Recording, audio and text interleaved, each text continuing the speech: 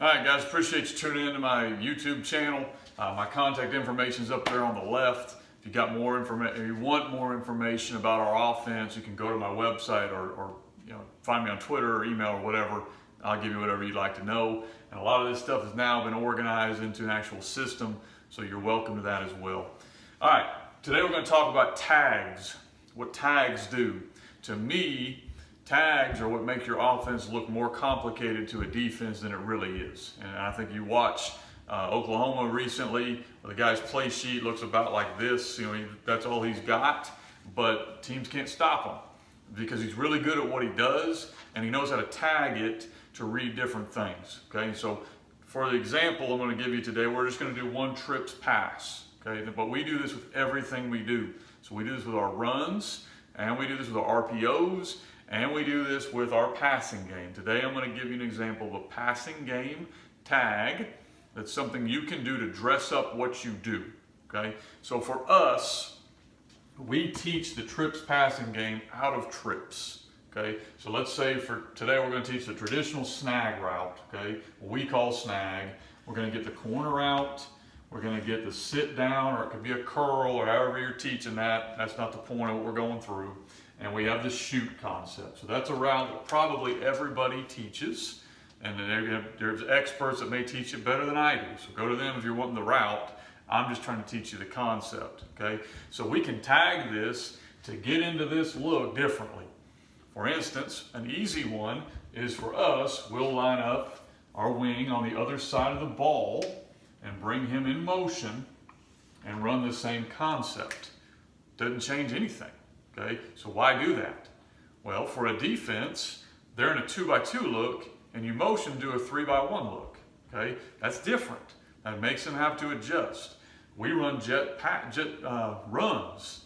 That makes them have to adjust on it. What if they're in man-to-man? How are they going to handle that? So just that simple motion really messes with people.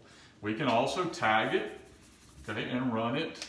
Or we'll bring our X in motion. Now to do that, you got to put them off the ball, so it's a little more coaching.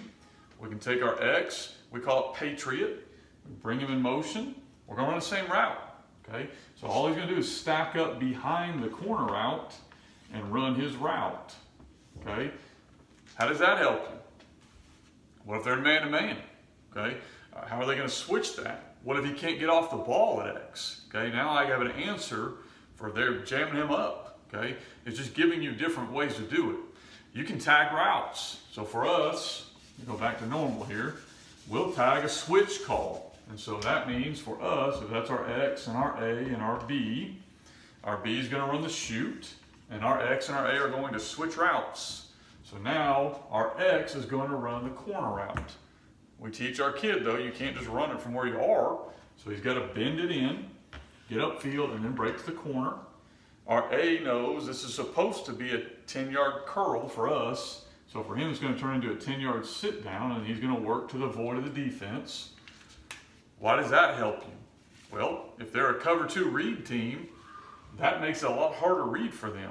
Okay, because you're going to have a guy coming up on the flats, you're bending in towards the safety, and then breaking him off. It's a completely different look to them, but to your quarterback and to your kids, it's the same concept. Okay, you can tag specials off of it. So we could run snag, and we would call a cop route. Instead of going to the corner, we're going to go from the corner to the post, or we call a scissors route.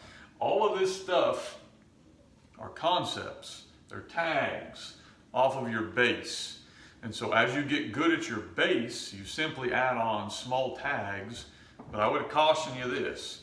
If you're going to tag something, it needs to be for a purpose. You need, as a coach and a quarterback, to understand what's the purpose that we're trying to do. It's not just how fancy can I be or how big can I make my playbook.